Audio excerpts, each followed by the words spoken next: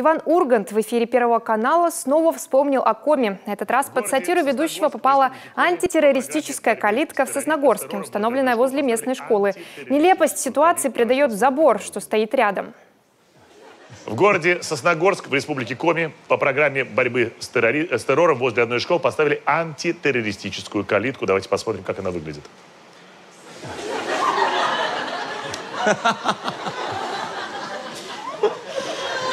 Это защита от очень воспитанных преступников. Приходит вор, натыкается на эту калитку, говорит: «Господи, все закрыто.